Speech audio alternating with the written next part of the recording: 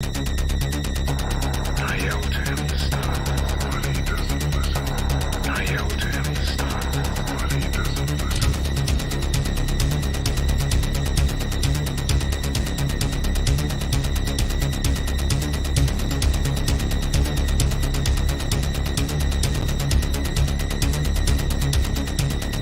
Tell me what it's like to lose control.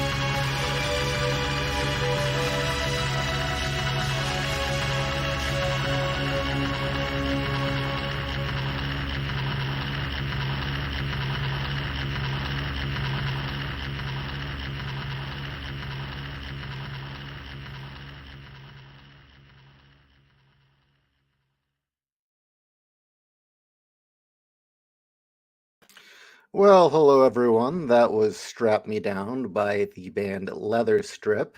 And no, that's not a misspelling. That's just usually how it's written down because most people don't know the key command for that little AE symbol, whatever the fuck that thing's called. Anyway, yeah, I think that was kind of the height of Leather Strip's career. That was kind of the album was the Solitary Confinement album was where he hit his peak. The prior ones were pretty damn good too. There was a decent one after that, and then honestly, you know what went wrong with Leather Strip? He got married. You know, Klaus. Oh God, I forget his last name. Klaus Larson found the husband of his dreams, and then suddenly it was all love songs, and so much for the aggro shit. But you know what? We had a good run. He produced 4 or 5 good albums before that. Anyway, yeah, that was one hell of a song to tear it up to at the clubs. Um, yeah, no pussies were out on the floor at that point. If you weren't willing to keep up pace with that track, you sat your ass down. Anyway, anyway, hello everyone. Hello, how was your afternoon? I wasn't planning on going live, but as you can see, the Buttsteak deal is now in paperback. That is correct, everyone. It is finally now in paperback. After dicking around with Amazon and jumping through all their stupid hoops, here it is. It is time to enjoy the Buttsteak. And who doesn't like Buttsteak? Because if you've read the story, you know the immortal line that our heroine says Buttsteak, because it's better than dog shit.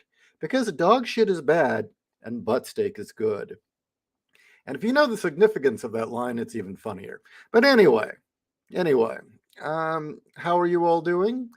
I'm going to babble on a little bit and then probably call it an afternoon unless you guys give me a good topic to ramble about. Really, I just needed to pop up real quickly and give the announcement that, again, for those of you who have been waiting for it in paperback, the Buttsteak has arrived. That's right, Ironcast. Buttsteak, sliced paper thin and seared to perfection. And by the way, I must thank you, Ironcast Knight, for the. I want to show you this. I want you, Mr. E. Bannon here, which is Ironcast. He gave us a review, and I'm not going to read it today. We're going to do the same thing we did with Robomancer. We're going to give it a couple weeks, and we want as many people as possible to go in and write the most bizarre, insane reviews possible. And once we've got enough of them, we're going to read them on air, probably on a Monday night. One of these Monday nights, we'll all take turns reading them. But I mean, holy crap! Look at this! Look at this! This is from Ironcast. This is a short story right here in itself in the reviews. I mean, here we've got Nicole F. The Buttsteak deal has to be one of the more satisfying books I've read of 2023. Twists and turns and excitement and anticipation, and a girl boss to boot. It has everything I needed in a lunchtime quickie, and for a lunchtime quickie at the office. Okay, not bad. Yeah, it's a review. No, but then we get this epic here. We've got this complete epic from Ironcast. But so yeah, I mean, if you can toss in and throw the most bizarre uh, review you can. I mean, it does. You don't even have to read the book, to be honest with you. I just want weird ass reviews, and we will read them on the air, and it will be good. And as many buttsteak jokes as you can make as possible, it would be appreciated. Um, anyway, let's see. Draco Nightmare says, got the Mega Man Battle Network Legacy Collection today. It was sold out, luckily. Pre-ordered. Oh, okay, that's cool. You know, that is going to be weird considering Mega Man was a big deal when I was in high school, but I've actually never played it. I have never played any of the Mega Mans. Just did never had the opportunity. Oh, Bud Light has capitulated. They gave a weak ass corporate apology over the Dylan Mulvaney sponsorship. Good. Oh, and you ordered the book. Why, thank you very much, Cesario. So the question is that apology going to be enough? Because I think right now people are mad enough that they're not going to be happy until they have a representative of Budweiser actually punch Dylan Mulvaney in the face live on air. I think that's what it's going to take to get people to forgive Budweiser. And you know what? I, for one, even though I don't drink beer, would be happy to tune in to somebody punching Dylan Mulvaney in the face multiple times. Be it a Budweiser representative or just someone who's just had enough of his bullshit. Yes, that's right. When it comes to the reviews of Richard Steele's books, relevancy is optional. Absolutely optional. And as I repeat, anyone who left a review for Robomancer gets quoted at the beginning. Oh, shit, I'll open it up. I'll do it right now. I already showed you guys this once, but just to reiterate my case, a claim for Richard Steele's Robomancer. And then I just go through and I quote every single one of you. Every single one of you who posted a review, I quote your review. So there. So that's the other thing. So, chances are if you leave a review for the Buttsteak deal, when I get it around to doing another Richard Steele book, the review here will probably show up at the beginning of the next book. Or in the case of Ironcast Night, I may have another afterword. I may just print this whole damn thing at the end of the book again, just like I did his other review. But yeah. Anyway, and yeah. By the way, I also would really like to hear from you guys, the readers, once you've read it, what you think, because it really is significantly different than Robomancer. I mean, Robomancer, I just harassed the shit out of the AI, then went through and edited and cleaned up the story so it was legible, because the AI is not all that good at punctuation or it tends to write run-on sentences with lots of redundancy. So I just went in and gave it a proper edit. The thing with the Buttsteak deal is it's a novelette. I mean, it's pretty long, and Kat and I found the story so damn funny we gave it a proper rewrite. So I mean, it is a legitimate rewrite from Kat and I of a story written by the AI.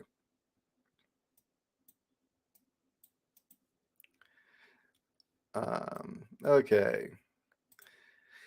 Almost done with Sanderson's Tress of the Emerald Sea. We'll have to do Ridiculum on the way, and Buttsteak is on the list. Well, you'll probably do Buttsteak in like one sitting or two. It's not a long read. I mean, even though it's about 100 pages per se, keep in mind there is an illustration on almost every single page of this thing illustrating the story. So it's not really like, I don't know, I think it came out to 10,000 words or something. It's not really, really long.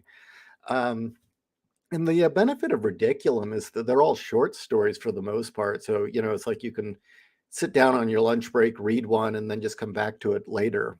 It's like that. Um, and actually, I like short stories. I, in general, like anthologies for that reason, is that it's it's very cooperative for the busy lives we all lead.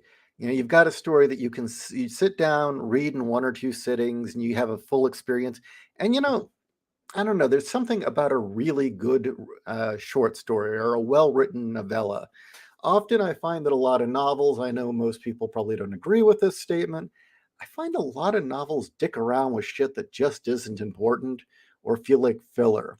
And the nice thing about specifically novellas, in my opinion, is you don't get any of that. It is the fucking story. None of that extra stuff. And what I mean by extra stuff is, you get the scenes like so and so woke up in the morning, waking up.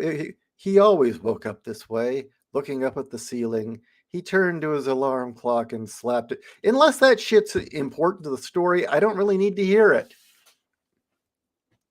Um, My wife and daughter enjoyed Tress. I didn't get the chance to listen to it yet. Interesting. Cesario, last time I played Mega Man was VHS copies of the cartoon. That theme song rocked. Okay, I do remember the cartoon. Short stories are a treasure to balance out the long reads. Yeah, that too.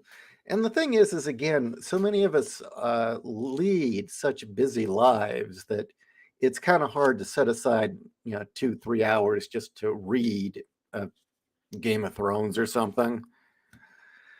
Uh, and on the other hand, Ridiculum, the beauty of Ridiculum, and we haven't quite torn into the full promotion for that yet, and there's a reason. We're waiting for our, well, we've ordered a bunch of copies to send out to reviewers, but they haven't arrived yet, which is the main reason we haven't tore into promoting it.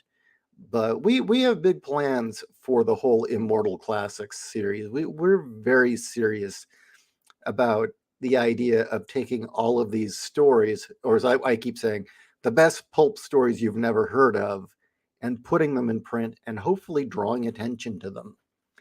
Because, yeah, there is some really good. I am astounded by just how good some of this stuff is that has just been swept under the rug. Um, let's see. That, and frankly, I like creating anthologies. Back when we had more money to play with, back before our company nearly got destroyed due to wokeism, we did a lot of anthologies. They were great to do. I usually included a story of my own in the anthology.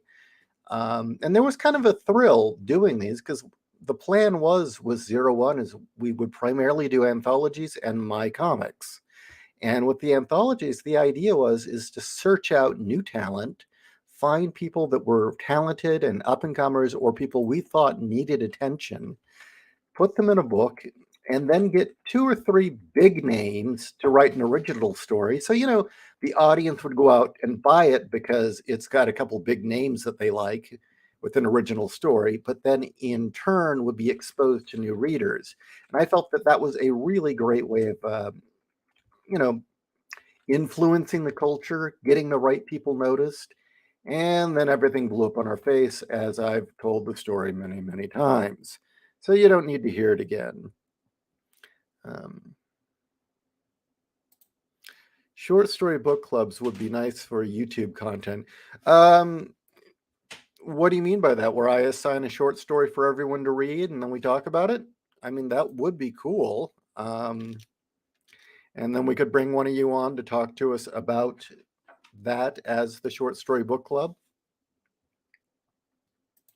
Ironcast. I like writing short stories despite how wordy I tend to write shit sometimes. And I'm naturally a terse person and I just want to get the good shit without the fluff. Well, see, the thing is I like your writing style. I mean, I've said that already. I like the way you write, Ironcast. And there is a Gibson-esque, early Gibson-esque style to it, which I love. I mean, that's been a great. Early work has been a huge influence on my own writing. Really, the balance is making those incredible descriptions and uh, narration count. You can have overload where there's too much of it.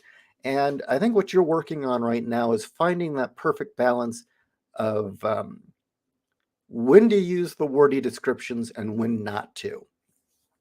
Because I used to like write the hell out of stuff where every line was like poetry, and there was something nice to that. But in time, I found that if I wrote more kind of a straightforward staccato, hard hitting style, and then the moment that I really needed to hit the audience with something that was going to move them or draw their attention, go into the Gibson-esque over description, grandiose, verbal poetry, it had more impact. And also, I got real fanatical with being able to say a lot with as few words as possible.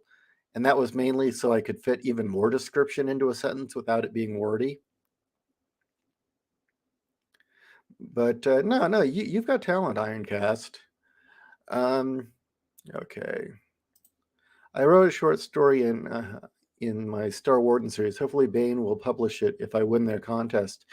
Oh, what's up with their contest?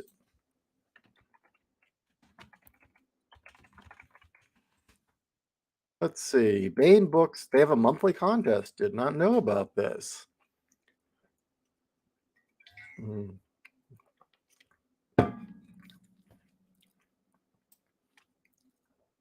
Huh, okay. Is this the April contest? Escaping orbit, random drawing. Oh, this is just a drawing. Hey, can you send me a link to that contest? I'm curious about it. Um, so is Baen Books going back to being the publisher they were? I know they started to go woke. They were the only, for a while, they were the only publisher you could go to that wasn't going to be woke.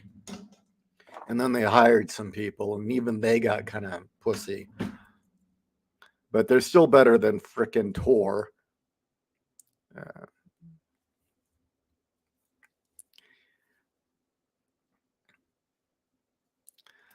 I have not finished We Who Remain yet. Not yet.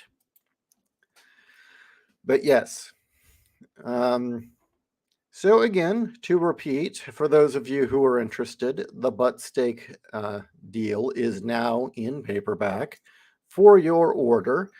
And also for those of you who have gotten around to reading Ridiculum, if you could please, for the love of God, post a review.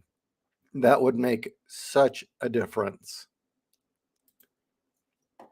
Okay, the Bane contest. Huh. Let me write that down.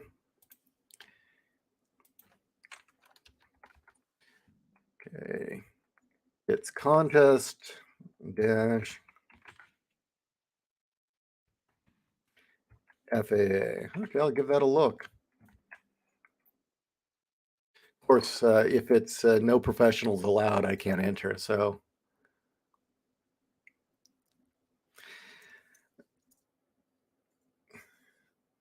oh, did Janelle give it a look as well? I guess that's cool. That's very, very cool. So, what do you guys plan to do this weekend? Any plans? Any troublemaking? Anyone gonna you know, do some arson or something? Blow something up? Maybe track down Dylan Mulvaney and punch him in the face? I'm not telling anyone to do it. I'm just, if it happened, I wouldn't complain. And have you ever noticed Dylan Mulvaney has a really creepy, oversized mouth? That mouth is like gigantic. It's like one of the Muppets. And I look at him and I get Buffalo Bill vibes whenever I see Dylan Mulvaney. Did anyone else get that Buffalo Bill vibe? Like, one day he's going to be arrested and they're going to find in his basement that there's this pit down there and he's got like some woman or multiple women thrown at the bottom of the pit and he's yelling at them to rub lotion on their skin. Because, I wouldn't be shocked if that's what happened. If that happens, or if they end up finding hundreds and hundreds of dead bodies buried, no, actually dead dogs under his porch. You got a point there. He may be a reptoid, hence the giant mouth and the oversized eyes that are just too far apart. His eyes are just too far apart. Yeah, maybe he's a lizard person. That is possible. um, Abnett's 40K stuff is awesome, Samuel. In fact, most of what Abnett writes is good. Um, okay. Going through, looks like Dylan looks like Chris Kattan from Saturday Night Live. But I wouldn't insult poor Chris Kattan with that. Chris Kattan was actually one of the few men to speak up during Me Too, but because it was a woman who had essentially forced him into sex, no one listened, no one cared. Essentially, Lauren Michaels went to him and said, well, the director of this film, she really likes you, Chris, and your career, that have a lot of effect on your career if you didn't make her happy. You might not work anymore if you don't go make her happy, Chris. And when he brought that up, nobody talked about that. Yeah, Dylan does have the Innsmouth look. He really does. No, Dylan's a fucking dude. Dylan is not a she. Don't even humor that weird it thing, that lizard person. Yeah, fake beer promoted by a fake girl. That is right. That is absolutely right. Oh God, I wouldn't give that fucker the attention, except that the backlash is going on now and attention's becoming more and more negative. And so, yeah, I'm okay with that. I'm okay with if it's going to bring more heat on the piece of shit, go for it. Neostar, I plan to finally finish my script and maybe get some comic commissions started. Excellent. Yeah, I know you've been working on that for quite a while. Quite a while. So that's great to hear. Um, Although, getting back to fake girls, I am all for a trans league. I think that is the ultimate solution. That trans women should have their own sports league. And, it might be hilarious. Seriously, it'll get them out of the way. You'll no longer have beefy guys in dresses beating up women. Instead, you'll have beefy guys in dresses beating each other up in MMA or whatever sport they're doing. And I honestly do think trans sports might become like the funniest damn thing on television. If you think about it, could you imagine like a trans league hockey? Or how about tennis where they're all dolled up? Or no. Greco-Roman wrestling.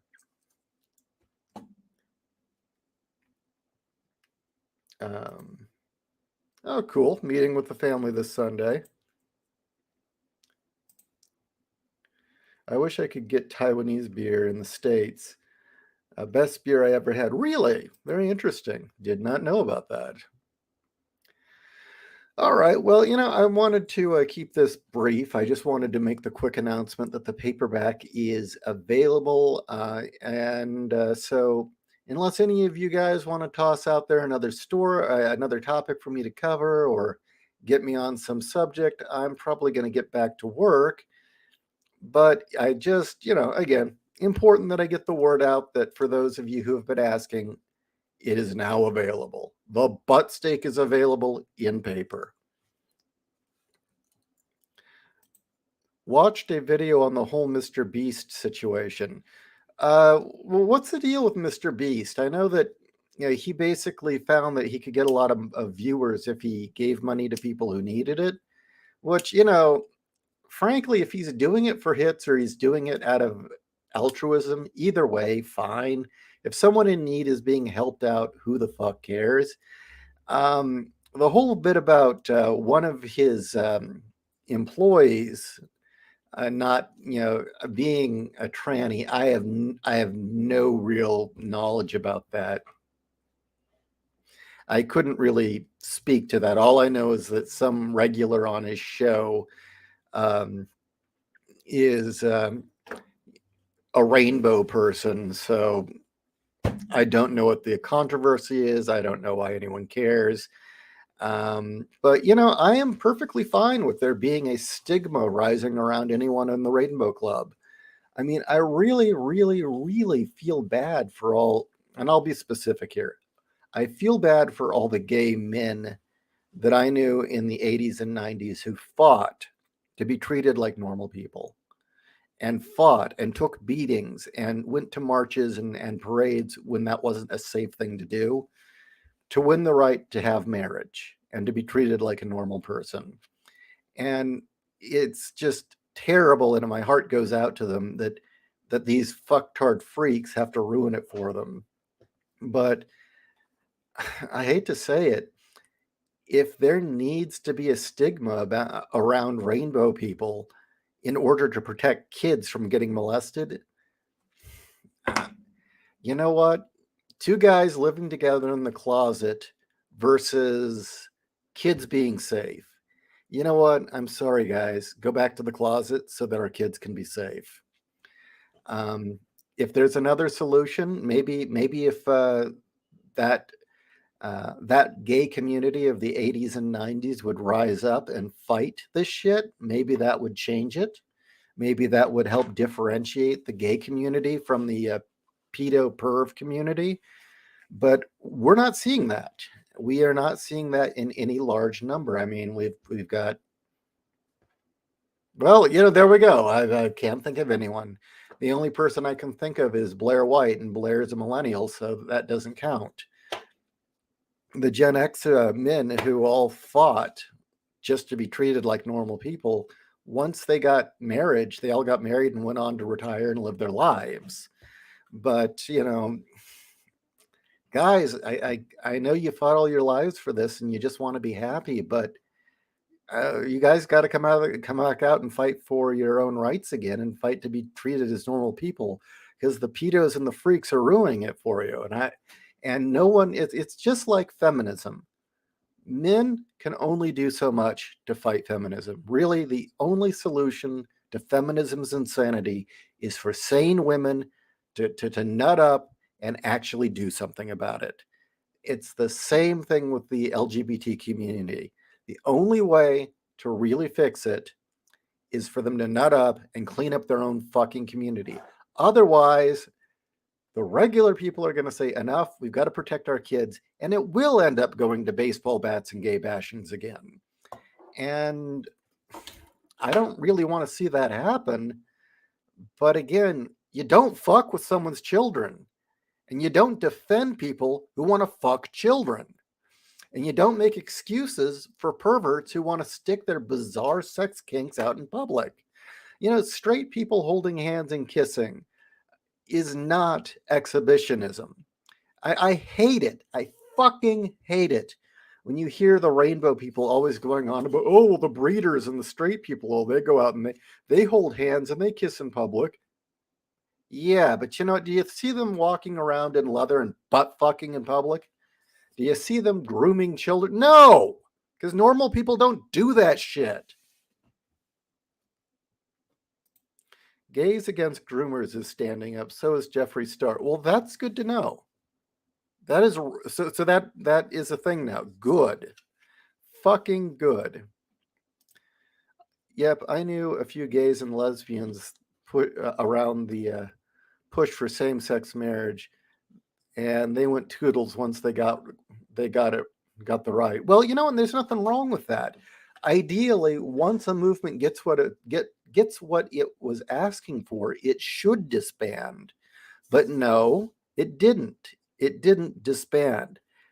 LGBTQ, the rainbow people, the advocate wanted that sweet, sweet money coming in. That, and I'll be up front, the feminists took over. Once the gay men left, the feminists took over. And you know what?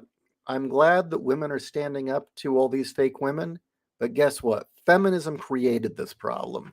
Gay men didn't create this problem. Feminism did. And you know what? I'll also say a lot of lesbians created this problem. And now that they got they got what they wanted, they're reaping the consequences. And unfortunately, the roadkill at the side of the road, the roadkill in all of this, are just the average normal gay people who just wanted to live their lives. And that's infuriating. Catherine, I'm out with family right now. Just wanted to, hey, are you going to be on tonight? How you doing, Catherine? But you know what? I am glad. I am glad for Gays Against Groomers. And I'm going to go so far as to say I would like to see them deal with the groomers the way that they used to deal with the groomers in the 80s and 90s. And that is, you let the burly leather daddies beat the crap out of them. Seriously. The fact is Allen, the beatnik, Allen Ginsberg, that hippie beatnik motherfucker that the boomers are always talking about as being such a genius. Did you know that son of a bitch was a founding member of NAMBLA? And for years, him and his NAMBLA buddies were forcing their way into the San Francisco Gay Pride Parade.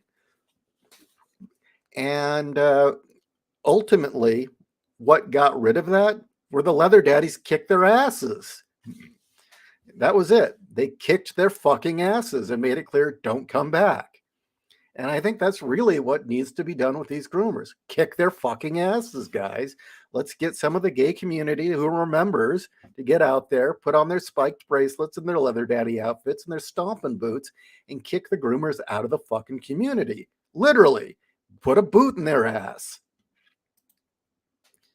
I mean, the old guard just up and left after same-sex marriage, which sort of left a power vacuum, which possibly...